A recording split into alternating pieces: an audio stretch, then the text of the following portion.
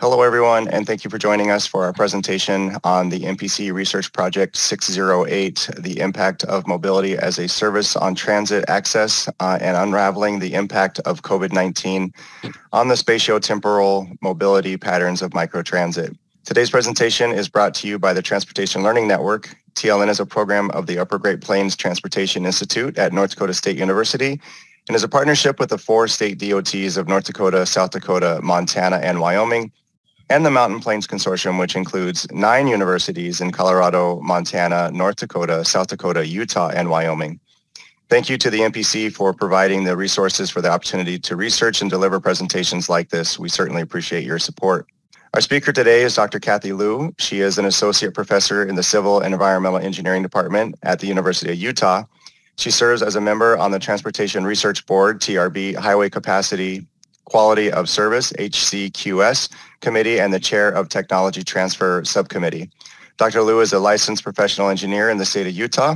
Dr. Liu has conducted extensive research in sustainable transportation systems with a focus on shared mobility, public transit, managed lanes, large-scale transportation modeling, and simulation, as well as intelligent transportation systems. With that, Dr. Liu, I'm going to mute myself and let you take over. Thanks, Chris, for the introduction. So very happy to have the opportunity to speak at this webinar. So as Chris mentioned, I'm Kathy Liu. I'm a professor at the University of Utah.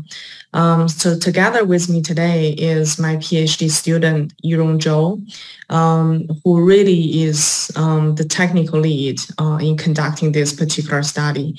So hopefully at the end of this presentation, if we have some time to answer any questions the audience may have, maybe both Yurong and I can jointly help answer your questions. So today's presentation is titled Unravel the Impact of COVID-19 on the Spatial-Temporal Mobility Patterns of Microtransit. So this study is part of the MPC project number 608 called Impact of Mobility as a Service on Transit Access. So the project is jointly sponsored by Mountain Plains Consortium and also Utah Department of Transportation. So mobility as a service, or what we call MAAS, is most often characterized as ride-hailing services provided by companies like Uber and Lyft. But when it is particularly served for the transit access purpose, it usually is referred to as microtransit. So in this particular study, we are using a pilot project launched in Salt Lake City and applied big data analytics to model the spatial temporal pattern of the microtransit activity. So one coincidence for this particular work is that the data collection period fall within the COVID-19, when the COVID-19 pandemic hit. So it has undergone the impact of COVID-19. So we think that it actually represents the first of its kind to offer the insight on how COVID actually altered people's travel behavior. So particularly this research that we conducted can also help transit agencies with performance assessment, strategic planning, and also optimal vehicle dispatching for the microtransit services. So public transit is an essential component of the multimodal transportation system, but it has already been suffering from different pressures even before the outbreak of the COVID-19. So a couple of different issues with public transit, as I listed on this slide, including inadequate connectivity, because it has always been a major urban challenge for the transit system, since public transit is oftentimes independent of other mode of transportation. And on top of that, a lot of transit agencies in metropolitan area has reported there is a decreased ridership associated with increased operating cost and also the labor cost. And after the outbreak of COVID, essentially every aspect of people's life has changed. But for public transit, it has majorly been impacted in 3 predominant ways. The first particular impact because of COVID-19 is the contagion risk. So contagion risk essentially increases with the level of passenger occupancy. So the discomfort associated with, traveling in crowded buses is dramatically increased. So associated with that, there is a huge hit in terms of the public transit demand. And then the COVID-19 pandemic obviously is the largest economic crisis for the public transportation system in the past probably decades. So the huge demand drop associated with, the increased cost because of the new hygiene and cleaning standards really plays a toll on the public transit system. Also, during the COVID, there are a lot of surveys and studies conducted, and those surveys actually reported that working from home during the COVID-19 period is mostly a privilege for the higher paying jobs. So less educated workers, or those low-paying people, especially women, they are more negatively impacted by the ramification of the pandemic, and this further aggravates the social segregation within the urbanized area. So microtransit essentially is one major component of the modern or urban public transit system. So if you think about microtransit, first of all, it's demand responsive. It's pretty much similar to Uber, to the ride-hailing service provided by Uber and Lyft, where the users need to download an app on their smartphone, and then they'll be able to book the trip through the particular app. The major difference between microtransit service versus the service provided by Uber and Lyft is that the program is usually subsidized by the local agencies. So the fee to travel via microtransit is extremely affordable. So using Salt Lake City as an example, the pilot that I'm introducing today, anybody within the service area can book a microtransit trip, and then the service will only cost $2.50. So it's extremely affordable. But one thing I want to mention for microtransit is that the service is usually confined to a designated area, meaning that only the customers within that designated area can book a trip. So they can initiate the trip, start and end within that service boundary. So the whole purpose of microtransit trip is to serve the first mile, last mile connections to the larger public transit system.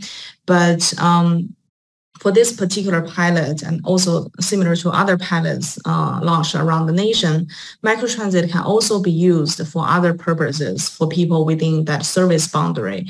For example, if people want to go from home to a grocery store, or if people want to go from home to a theater or a movie theater, they'll be able to use the microtransit service as well. Utah. So the pilot project launched by Utah is among, I guess, the first couple of microtransit projects within the nation. So at that time, back in 2019, we're really curious to know how the microtransit service is operating. So we're really hoping to understand the spatial-temporal pattern of the microtransit activities through the big data analytics that we have.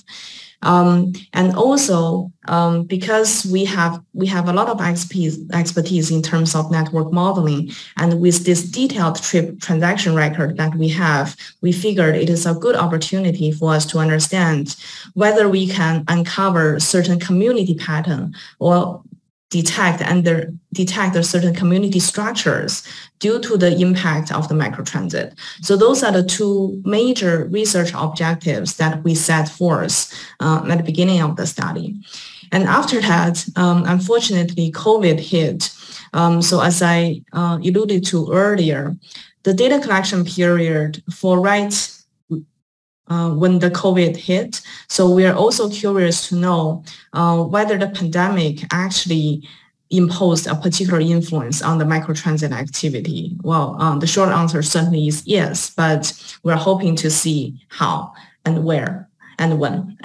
So On top of the first two objectives, we further added one that is to further analyzing the overall influence of COVID-19. So those are the three major research questions that we are trying to answer through this study. So this particular work has already been published in a journal publication on Journal of Transport Geography with the same title as today's presentation. So interested readers, please refer to our paper for a lot of detailed methodology and also in-depth analysis.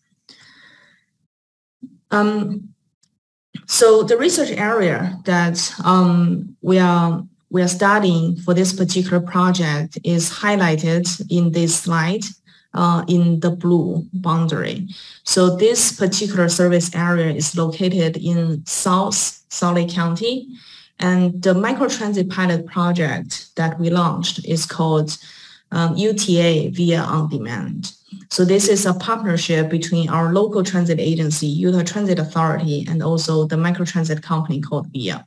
So the pilot project launched back in November 2019, and then the service area spans about 65 square miles. And within this service area, as I highlighted in here, it includes a couple of major transit stations for the light rail and also for the commuter rail.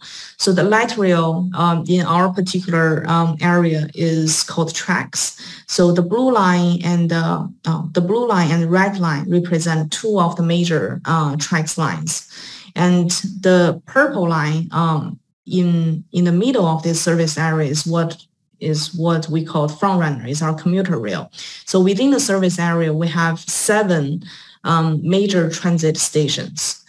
So before the COVID hit, so this particular pilot actually experienced some very early success, including the goal we set forth in terms of the ridership, the cost, also the vehicle hour traveled. So the pilot program Via On Demand actually provide people the corner-to-corner microtransit service within the region from 6 a.m. to 10 p.m. on weekdays and on weekdays only. So essentially, it allows people to be picked up and dropped off within a walkable distance from their chosen origin and destination. So a little bit preview of the data that we got. So this is the detailed trip transaction data that we retrieved from UTA. So for each entry, for each trip transaction, essentially we have a unique rider ID. We have the exact location of the pickup and drop-off point. We have the pickup and drop-off time, trip duration, trip distance, the cost, number of passengers, so on and so forth. So the particular data set we are using for this study, other than the data structure, the time period spans from January 1st all the way to end of July back in 2020. So the reason for us to exclude the first 2 months since the beginning of the operation was to eliminate the warm-up period where people just started to getting to know the service. So if you recall, COVID hit the United States right around March 2020. So this study period basically show us the transaction prior to the COVID and also after COVID for a couple of months. So within the study period, we have about 32,000 microtransit trips with about 1,600 unique users. So across all the trips that we are analyzing, so we have about 2,500 unique pickup points and about 2,500 unique unique drop-off points as well. So apart from those 7 transit stations that are considered really common pickup and drop-off point within our data set, there are also some very popular locations for the microtransit activities, including apartment complex, single-family houses, supermarket, churches, and also some personal businesses locations. So before we delve into our spatial-temporal pattern analysis, so this is a basic profile that we draw for comparison purpose between the COVID cases versus the microtransit trips. So if you take a look at the left side of the figure, so this is the figure that we retrieved for the daily average COVID cases ever since January 2020. So the solid black line represents the case for Utah, and then the dashed line represents the cases for the microtransit service area. So you can see that at the state level, so the daily average confirmed cases actually increased dramatically since March. And then the biggest increase actually happened during June 2020. But within the service area, so the confirmed cases actually remain stable at a I guess, relatively mild level between March to May 2020. But after May, we see a dramatic increase on the number of cases for COVID. And on the contrary, we compared the trend of the microtransit trips in this slide as well. So the right side of the figure shows the daily average microtransit trips within our service area. So in this particular graph, we delineated a particular date on March 13th, and then calculate or actually counted the microtransit trips prior to March 13 on the daily average versus after the after March 13 of the microtransit trips.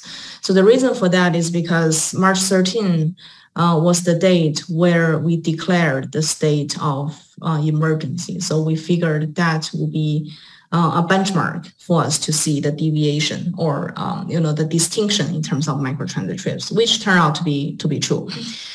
So prior to March 13, we actually see a steady increase, a very good increase in terms of the number of microtransit trips. So ever since November 2019, where the program was launched, we see an increase.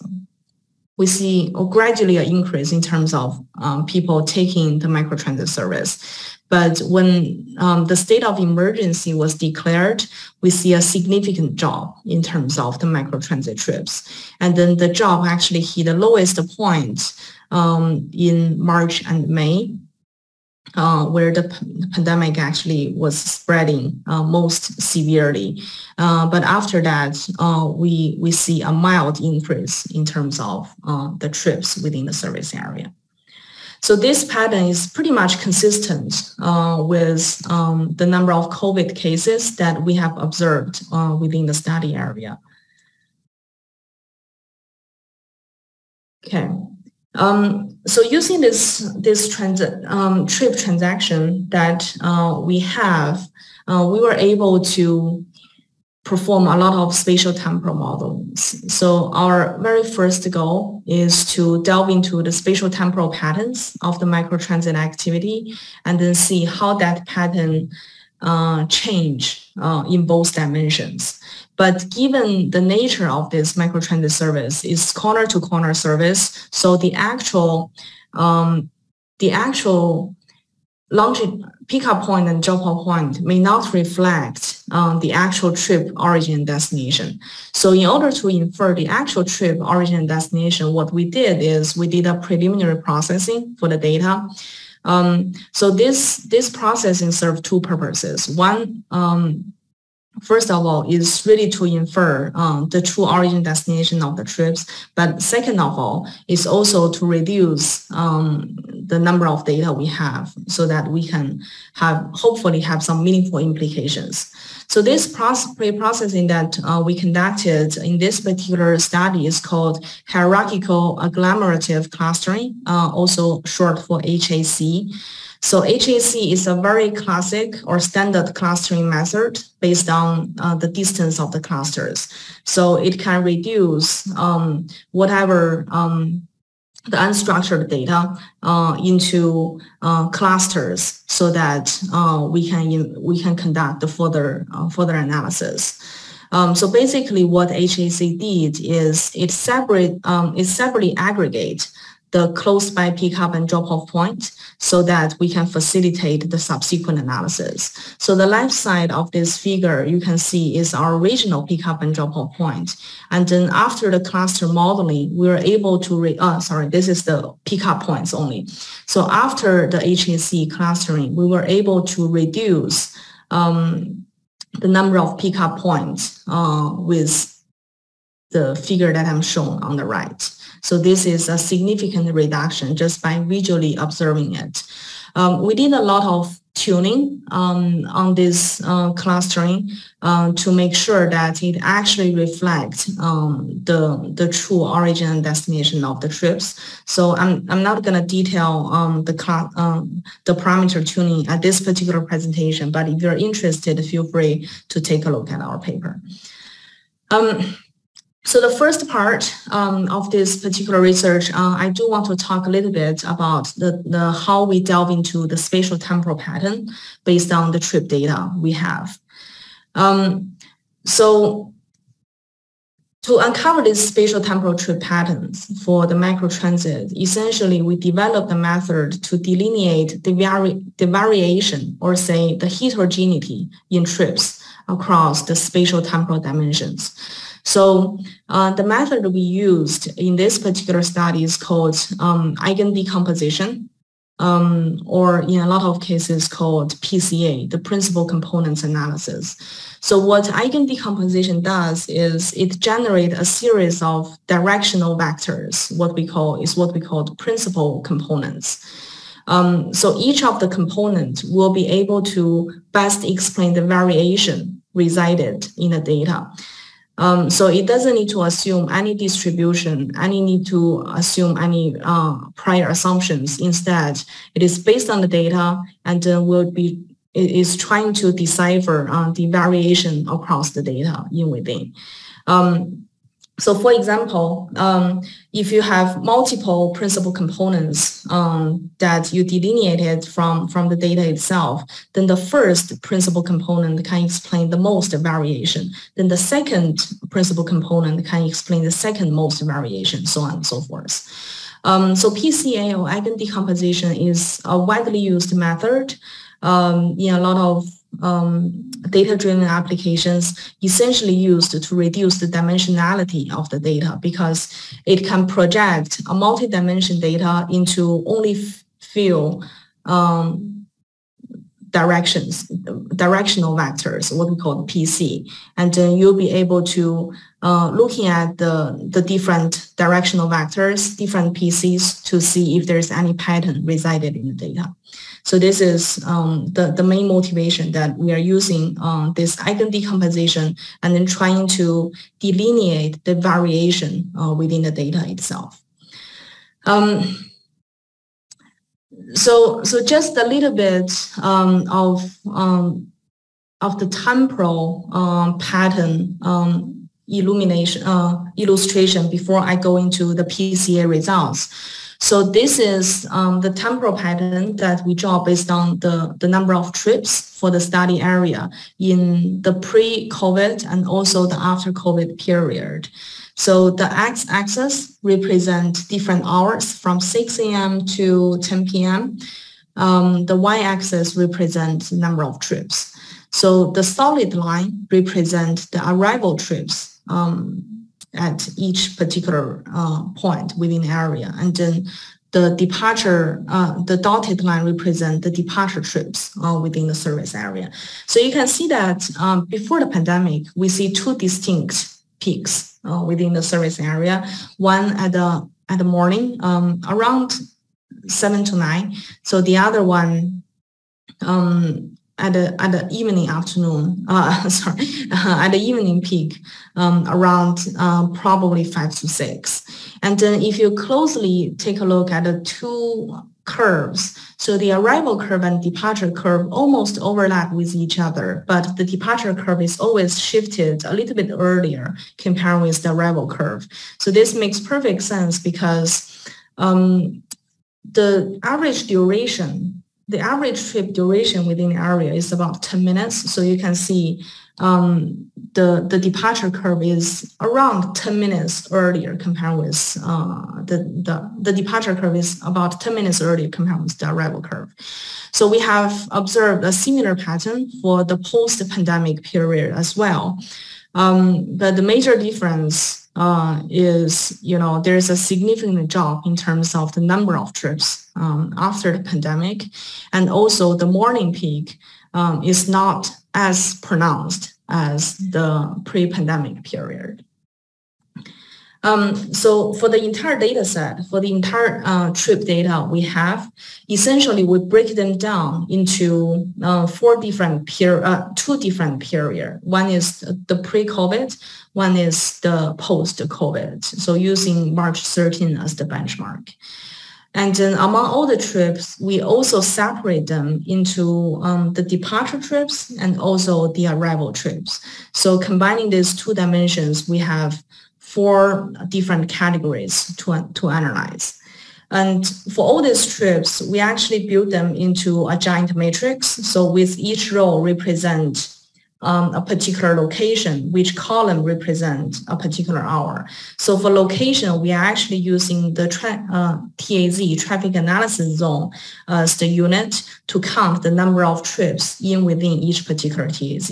So once we build this gigantic matrix, we actually subtract the average pattern across each hour for each column, and then we will be able to perform the eigen decomposition or PCA analysis.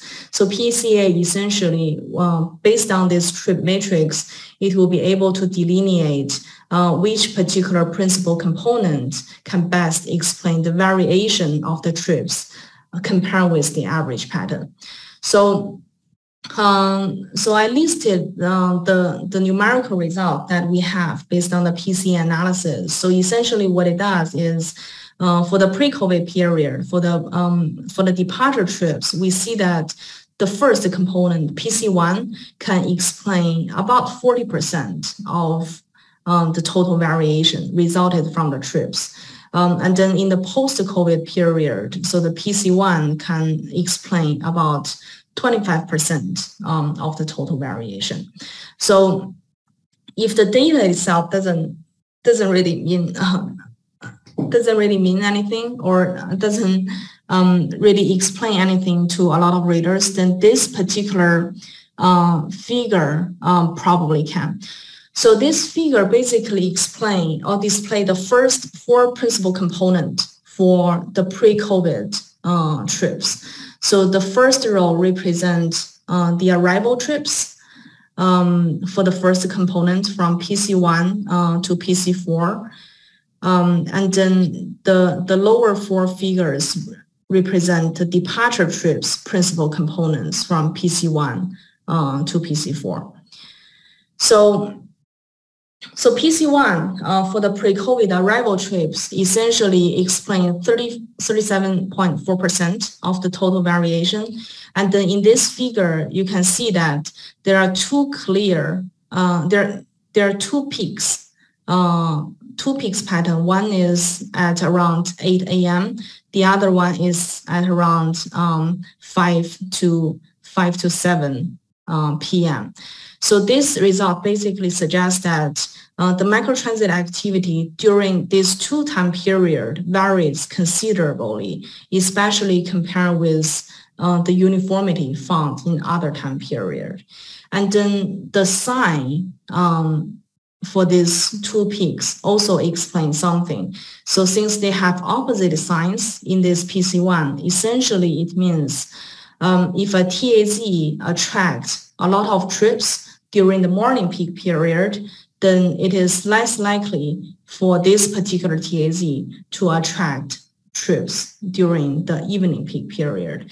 So using the principal component analysis, you'll be able to determine, across different temporal dimensions where the variation resides and then why the variation exists. So this is exactly why the PCA analysis will be suited for the spatial temporal dimension analysis.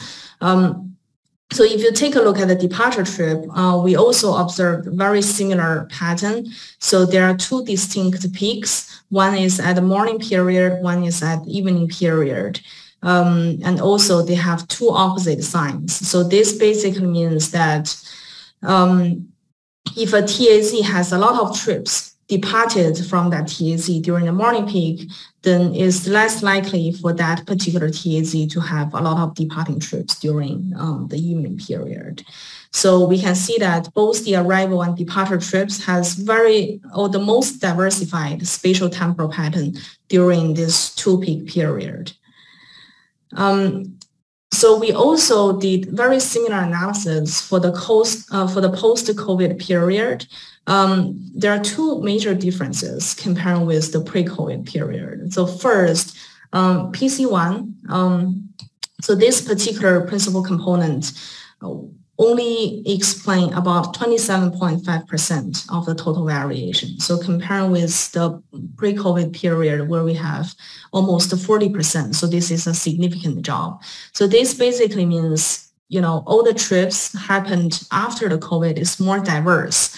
As you can see the different patterns in the arrival trips during the post-COVID period. So you can see that for PC2, we have a very unique pattern here. So at around noon, about 1 p.m., so we see there's a significant drop in terms of the the loading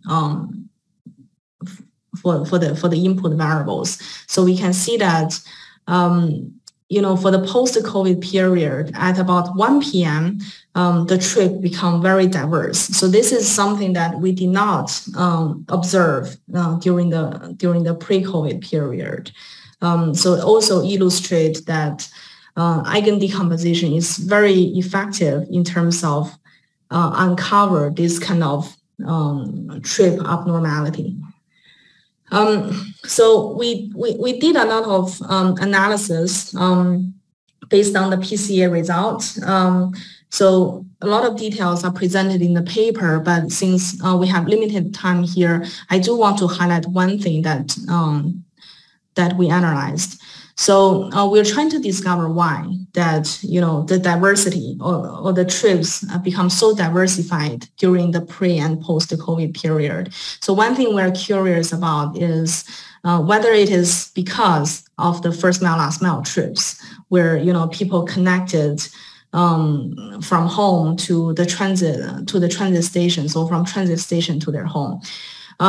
So for both pre-COVID and after COVID period, we actually single out the first mile, last mile trips within the study area and then plotted the trend in here.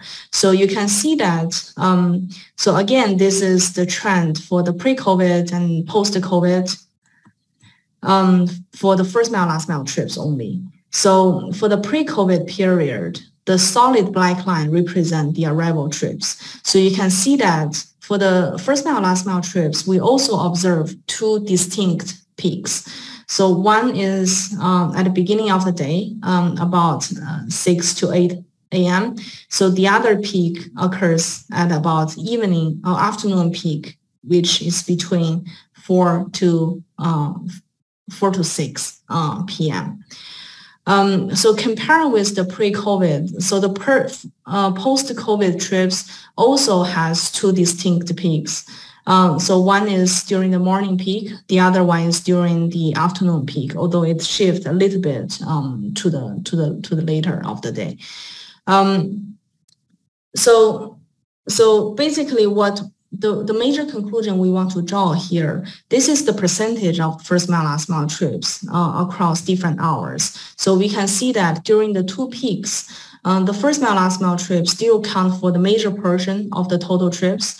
And then compare with the PCA that we just analyzed earlier, basically we can draw the conclusion that, first mile, last mile trips is the major contributor to the trip diversity.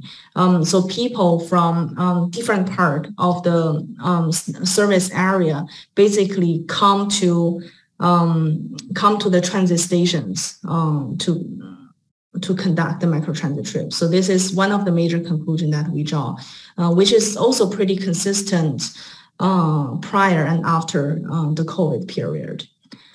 So the major takeaway for the PC analysis that we have seen based on the data is, first of all, there is a major reduction in the microtransit activities, not only for the microtransit activities in general, but also for the first mile, last mile trips. But because of the association between the PC and also the first mile, last mile trips, we determined that the transit-dependent users are still very inelastic despite of the threats brought by the COVID-19. So the first mile, last mile trips, compared with the two figures, is still the major source of variation in both the pre-COVID period and also the after-COVID period. But one unique phenomenon we have observed is that after the COVID, there is an emergence of new travel patterns within the study area. So based on that, so knowing that, the microtransit trips actually vary from location to location based on the PC analysis, we are really curious to know whether we can detect some community structures because of the microtransit activity. So if we can detect certain community structures, so this can advise the transit agencies that, maybe certain communities will be conducting certain trips with very similar purpose, or it can also advise the program, particular via, if they want to optimally dispatch the vehicles so that people's wait time can be reduced. So with these questions in mind, we actually performed the network analysis for the study area that we have. So this network analysis that we have done is called percolation. So percolation theory is a very classic theory that people use for network modeling. So essentially what it does is it aims to discover how network behaves when you constantly remove the nodes and links within the network. So you constantly remove the nodes and link, and essentially the network will break down from the large network to the smaller network. And then those networks that are left, as you remove those links, will become strongly connected. And then this will be the most strongly connected communities that you want to detect within your study area. So this is the exact motivation why we're trying to use the percolation theory. So the K-clique percolation theory that we actually use in this particular study is a variation of the percolation. So basically what it does is it identifies some of the overlapping communities so that you can assign a specific shared nodes. You can have specific shared nodes across multiple different communities. So using this graph as an example of how the K-clique percolation actually works. So this is a simple network that we have consists of multiple nodes, consists of multiple links. So if we are trying to discover the 3 cliques resided within the nodes, so we can see that there are probably 6 different 3 cliques within the network. So this is one 3 clique, another 3 clique, another 3 clique, 4th 3 clique, 5th 3 clique, and 6th 3 clique. So we have essentially 6 3 cliques formed within this figure. So essentially what K-clique or 3-clique percolation does is if you have a couple of cliques that share some nodes, they are considered adjacent if you have K-clique and then they share exactly K-1 nodes. So in this particular example, we have 3 cliques. So if 2 cliques have 2 shared nodes, then they are considered adjacent. So you can see, for example, for ABD and also for ABC. So since these 2 cliques share 2 nodes, then these 2 cliques are considered adjacent clique. So a community in the K-clique percolation theory is the union of all possible adjacent K-cliques. So in this particular example, you can see that ABC and ABD, they are considered one community. And then similarly for DEFG, so these 4 nodes, they are considered or formed another community as well. So in this particular graph, we actually have 2 communities detected. And then these 2 communities actually share one common node, is node D. So it's worth mentioning that, the node D belongs to these 2 communities. So this is actually the design feature and also the main motivation why we want to use the K-clique percolation in our particular study. Because, once we detect different communities within the service region, it is most likely that those communities have some shared nodes. In our particular context, probably those transit stations. So it will be very good. It will be a very good theory to justify, those transit stations are those nodes that connecting different communities together. So we are trying to verify if that's actually is the case. So in our particular study, we actually use the weighted K-clique percolation theory compared with the unweighted example that I showed earlier. So for the weighted theory or for the weighted graph, the links actually bear certain meanings. So these links in our particular application represent the weight calculated by the number of trips in between different nodes. So it's a ratio between the total number of trips in between the node divided by the maximum number of trips happened across all nodes. So the K-clique percolation, the weighted K-clique percolation works in a way where you constantly set an intensity threshold. So with the intensity threshold increases, some of the links may be considered not important, so it will become disappearing. So as more and more links disappear, then what is left is only the strongest K-clique, and then you'll be able to detect the strongest community within your graph or within your entire graph. So this is a way for us to detect those strongly connected communities. There are 2 particular parameters that you have to tune empirically for the K-clique theory. One is the K. So how many nodes are considered a clique? So the other one is this intensity that I mentioned. So how would you set an intensity threshold to determine some of the links should be considered disappearing? So it's an empirical process, and we have done all these empirical experiments in our paper as well. I'm not going to explain those in detail, but again, if you're interested, feel free to resort to our paper. So on top of this K-clique percolation analysis, we also developed computed the clustering coefficients.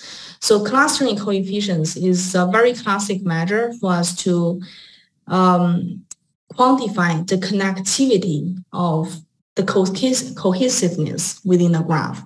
So if for certain nodes you have a very large clustering coefficients, then it means the nodes around your node are tightly connected. So if a particular node has a low clustering coefficients, then it means the node around this subject node are barely connected. So we can use this to discover how cohesive the community is. So I'll show the example of how we can explain or how we can analyze this particular measure. So for the study network, again, we have all these nodes, the pickup points and drop-off points. So they are considered the nodes within the graph. So the weights that are connecting different nodes is calculated based on the trip counts connecting the pickup and drop-off point divided by the maximum trip count across all the links. So in this particular analysis, as I mentioned earlier, so there are 2 key parameters that you have to determine. One is K, one is I. So K is the number of cliques you want to form. I is the intensity that you considered the community will be detected. So through the empirical analysis, we'll be able to determine the intensity for the pre-COVID period is at 0.031, and then the intensity, so the intensity after the pre-COVID period is, I think, is at 0.016. I didn't show it in this particular example here. So using the K-clique theory, we're able to produce some very interesting results. So for the pre-COVID period, so this is the results that we generated. So this figure basically shows the largest community detected using the K-clique percolation for the pre-COVID period. So you can see that the spatial pattern of the entire community essentially spread out across the entire area. So it actually suggested that the largest community include a distribution of the nodes across the entire region. So all these trips or all these communities actually use the shared node, the major transit stations as the shared node to conduct different activities. But if you take a look at the second largest community, so this is something very interesting for the pre-COVID period. So the second largest communities actually consist of a group of 20 nodes. But those 20 nodes essentially are very concentrated on the west side of the service area. So these 20 different nodes, they are congregated and also aggregated towards these daybreak park stations. So about 81% of the trips within the second largest community of first mile, last mile trips. So this result basically suggested that so there are a lot of pick up and drop off points surrounding the daybreak park station.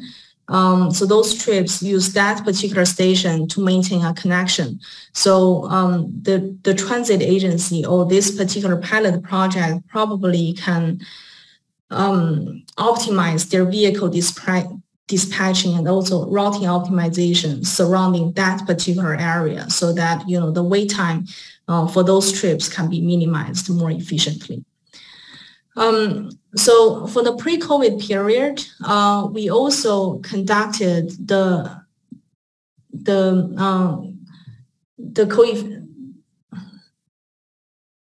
clustering coefficients analysis, the cluster coefficient analysis for the shared nodes. So across the different communities that we detected, we identified the shared nodes across those communities. So we see that on the right side of this slide, I showed some of the shared nodes. So unsurprisingly, majority of the shared nodes are actually the transit stations. So among the top 9 shared nodes we have, 6 of them are actually the transit stations within the service area. And then the 3 non-transit stations, they are Walmart and then a business location and also apartment complex. So we further computed the clustering coefficients for each and every of these shared nodes we have. So we have some very interesting discovery based on that. So you can see that for those shared nodes, for those transit stations we have, so the clustering coefficients are actually very low, at the very lower end compared with the non-transit stations where, this apartment complex actually has the highest clustering coefficients value. So this basically implies that, if the clustering coefficients is very low, it actually means so the nodes surrounding the subject nodes are barely connected. So if the clustering coefficient is high, it means nodes surrounding that subject area is strongly connected. So this results implies that there is a very different distribution pattern between the transit station versus the non-transit stations. So for the transit stations, essentially it is serving as a hub and spoke pattern. within the service area. So traffic travel along the link, actually connecting different nodes to the central distribution center served by the transit stations. But for those non-transit stations, basically it corresponds to the point-to-point structure. So this particular pattern is very consistent throughout the pre-COVID period and also the after-COVID period. I'm not showing the exact result for the post-COVID period in here, but as you can see, for the largest community and also the second largest community in the post-COVID period, we see a very spread out. Honestly, a very spread out distribution of the communities within the study region. But the major difference is that the shared nodes for the post-COVID period actually concentrated on the east side of the study area. And also, I think the Draper station and then the Crestview station on the right side of the figure, considered the biggest share node within the study area. And then again, we observe the hub and spoke pattern for the transit stations, and also point-to-point pattern for the non-transit stations for the post-COVID period. So the community structure in terms of the station cohesiveness has been quite consistent.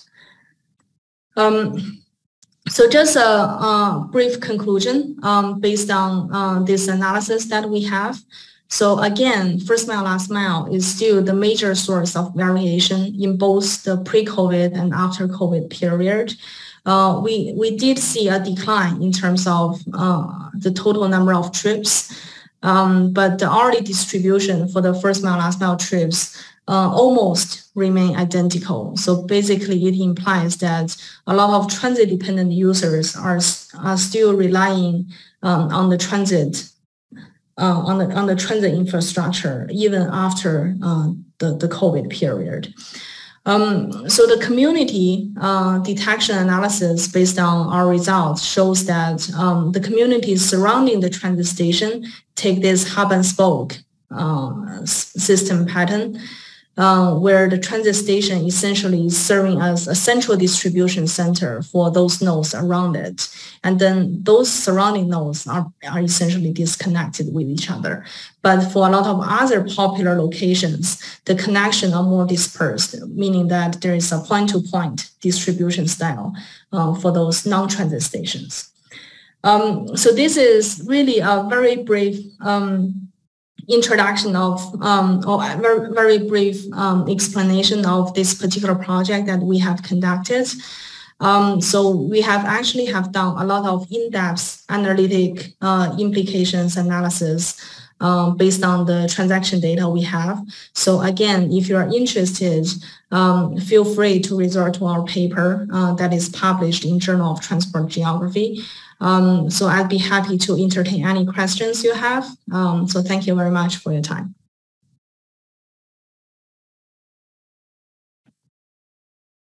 Thank you, Kathy. That's a lot of information. So the question is, were there any changes made to the public transit based off of your research and your findings? So from the operation perspective, so after COVID, we did see a significant change in terms of the microtransit service within the study area. Essentially a significant decline in terms of the number of trips. So basically, from the operation perspective, we reduced the number of people that can be inside the vehicle. So before COVID, it actually allowed up to 5 people sharing the ride, sharing the microtransit. But after the COVID hit, so that share ride feature is removed. So it only allows one person, a single trip ordered through the microtransit service. Actually, microtransit service has been very progressively deployed within the state of Utah. So we have seen this early success, and based on our analysis, so UTA think that the first mile last mile trip indeed served the purpose of the microtransit trips. So even after the pandemic, we still see the majority portion of the trip being first mile last mile. So we have been doing a very progressive launch of different microtransit trips within the region. So we have done the microtransit trip in the downtown Salt Lake City area started last year, and we are currently working with UTA on another FTA-sponsored project to determine whether this microtransit trip can serve some vulnerable communities as well. Yeah. Okay, excellent. Thank you. Mm-hmm. Dr. Liu, thank you so much for sharing this information in your research. It appears obviously a lot of work going into that, so we certainly appreciate you sharing that information with us, and hopefully other people can benefit from that information share. So thank you everyone for attending today's TLN event. We certainly appreciate your time, participation, and attention. I sincerely hope you enjoyed and gained some new knowledge from today's session. I do encourage you to visit our website at translearning.org for upcoming learning opportunities, as well as access our learning management system. If you see a topic out there that is of interest to you or maybe some of your peers, please do share that. We definitely want to make sure that we get some information spread out as far as we can to help people become a little bit better at their jobs. With that being said, have a fantastic week, be safe, and don't forget to be awesome. Take care, everyone.